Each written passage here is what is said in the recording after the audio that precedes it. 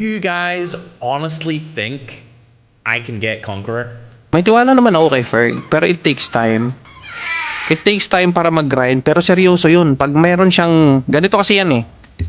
Ganito yung ugali ni Ferg. Si Ferg is nakilala din namin sa Rules of Survival dati, right? Ross.